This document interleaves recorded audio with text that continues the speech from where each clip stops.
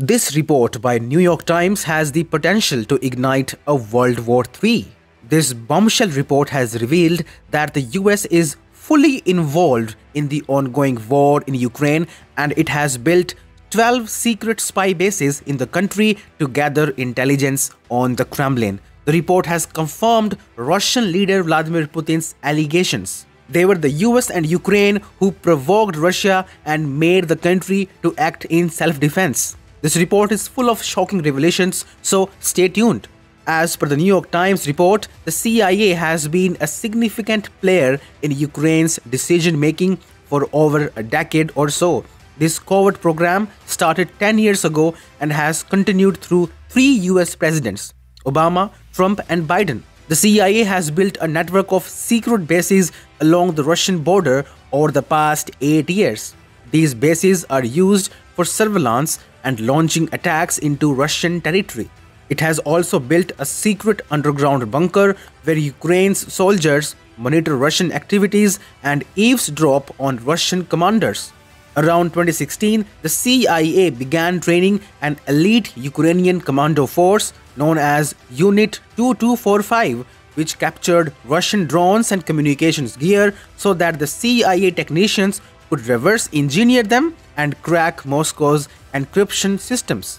The CIA also prepared an army of Ukrainian spies who were later deployed inside Russia, across Europe, and in Cuba and other places where the Russians have a large presence. Then, after a few years, the Operation Goldfish was launched by the US. The operation aimed at boosting Ukraine's intelligence network. The CIA sent advanced equipment to these bases and bunkers which were able to hack into Russian assets and satellites. Encrypted radios and devices for intercepting secret enemy communications were also given to Ukraine. But here is one question.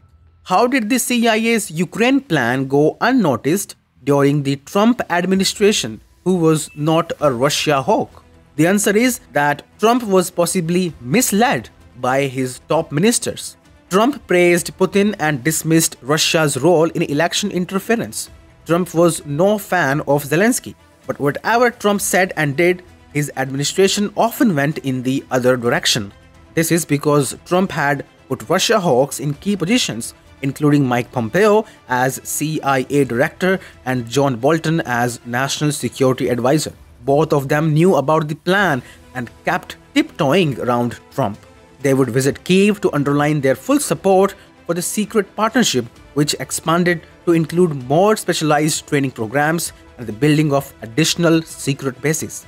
And this all happened way before Putin launched the invasion 2 years ago. It becomes crystal clear that Russia and Putin were being provoked all along.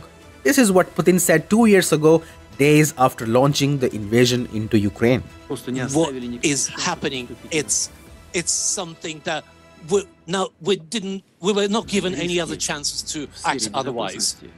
Risks in the security area. We couldn't react any other way. So Putin clearly said that they had no other option than to launch an invasion altogether. And that's why, if you see, Russia has been particular about not targeting civilians. To put things into perspective, around 10,000 civilians have died in the 2 years of war in Ukraine, whereas a whopping 30,000 people have died in just 6 months of the war in Gaza. Here is the most important question. How will Russia react now? It is obvious that the war in Ukraine is completely orchestrated by the US. The US has Russian blood on its hands. And now, if Putin decides to give it back to the US, we may find ourselves much closer to the World War III. Thanks for watching. Subscribe to Outright for more such updates.